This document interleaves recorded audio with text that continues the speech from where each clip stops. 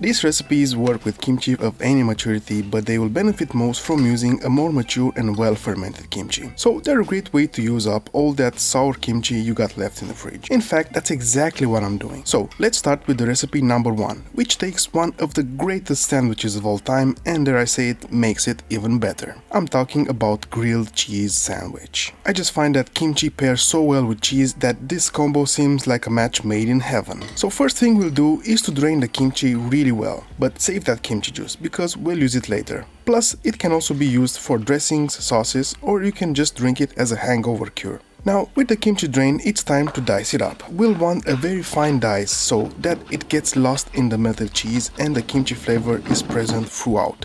I used 60 grams or about half a cup, but you're an adult, so you can choose how much kimchi your belly requires. With the kimchi sorted, let's look at the other ingredients. Starting with the basics: 2 slices of sourdough bread and cheese. Then we'll need mayo for facilitating the heat transfer from pan to bread. I'm using 2 types of cheddar, red and a matured yellow variety. So grate the cheeses. I use 60 grams of each type for a total of 120 grams. Mix them all up and then split the cheeses into 2 equal piles. You'll see why in just a bit. On each slice of bread, spread some mayo on the part that will be the outside of the sandwich. No need to use too much, just as little as you need in order to cover the whole slice. And with the mayo left, I decided to make a sauce, so here's a bonus quick recipe. I estimate that there's about 1 tablespoon of mayo there, so to that add 1 tablespoon of kimchi juice, about half a tablespoon of gochujang, and a small pinch of MSG. Then take the world's smallest whisk and mix it all up.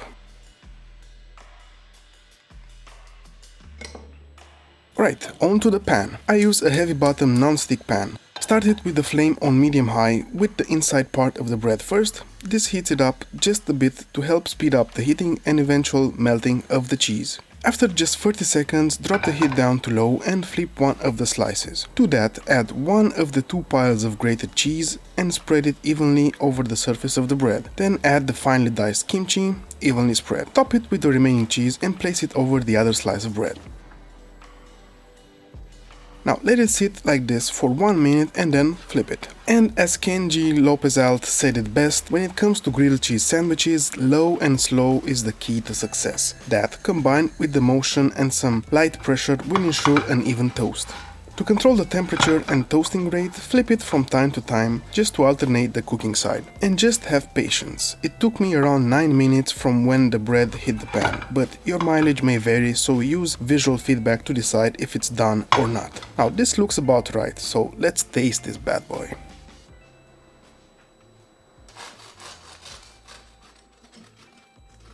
But not before we check out the cheese bowl. Yep, looking pretty damn good. And check out the cross section with the kimchi all in there. It couples so well with cheese. I'm salivating as I'm writing this. Add to it the amazing kimchi sauce we made and I'm in kimchi heaven. But there's no time to linger too much, as we've got a great companion for this sandwich coming right up. So next up we have another classic with a kimchi twist. I give you the Kimchi Coleslaw, which is a simple yet delicious way to enjoy kimchi. For this, we'll use a large cut of kimchi. You could even leave it whole, but doing it like this will ensure an even distribution of kimchi in each bite. I used about 120 grams or 1 cup of kimchi, but that's really up to you. Add more if you want a stronger kimchi flavor. Just don't overdo it. Now, for the other veggies, we'll be using the classics, starting with some thinly sliced cabbage, about 300 grams in total. This yields enough coleslaw for 2 to 4 portions. Next up is carrot. It doesn't have to be as cute as my little mouse carrot though. Peel off the exterior skin, which can contain some dirt, then grate it using a box grater and add it along with the cabbage in a bowl.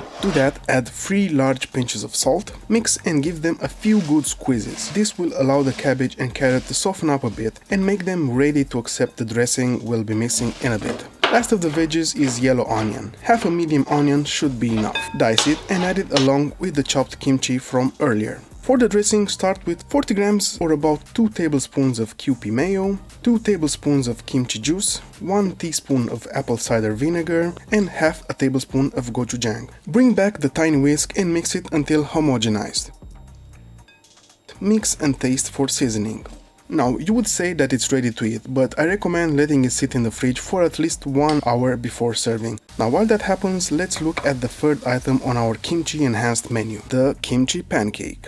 Yes, pancakes can be savory too, and this one is actually a dish that exists in the Korean cuisine. It's called Kimchi-jeon. So to make it, let's start with half a medium onion, diced. Then chop 120 grams or 1 cup of kimchi in small pieces, something like this. Add it in with the onions, and to that add 2 tablespoons of kimchi juice, half a teaspoon of salt, a quarter teaspoon of MSG, a quarter teaspoon of baking soda, 40 grams or half a cup of potato starch, and 40 grams or half a cup of all-purpose flour.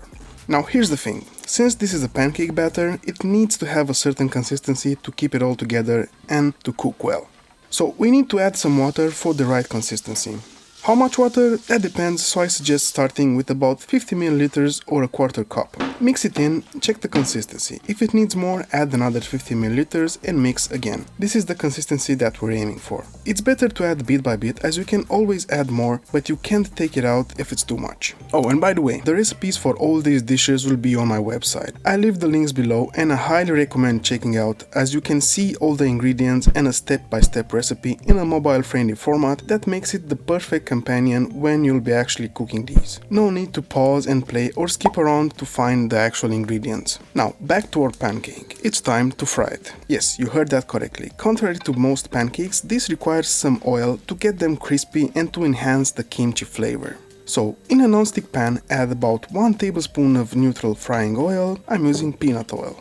Start with the pan on medium heat and spoon in half of the batter. Don't be afraid to just spoon it in and spread it around. This batter is thick and won't spread like the classic pancake batter. My camera decided to focus on the bowl for some reason, but even through that blur, I hope you can see me doing exactly that. My batter was a bit cold as I had to keep it in the fridge while filming, so it took a bit more for the oil and the pan to get back to temperature. But the cool thing with kimchi pancakes is that there's no specific time you need to remember to know when to flip them. The color will let you know when it's time. You can already see the edges turning into a deeper red color. Once there's a ring of about 2 cm or almost 1 inch around the pancake, then it's ready to be flipped. Unfortunately, my camera stopped recording right before I flipped mine. You can just flip it like regular pancakes by using a spatula. The size of these pancakes makes it manageable to do that. Once flipped, it should look like this. A nice, even, bright red color with a crispy outside. Let it cook for about 4 to 6 minutes on this side.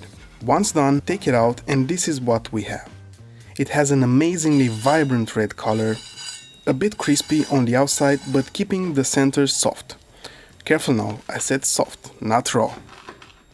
To plate it, cut it into 4 squares, add some chopped chives on top, then bring out the other members of the Kimchi Food League, and we're ready for an absolute kimchi-centric feast. Let's give all of them a taste. So many kimchi goodies.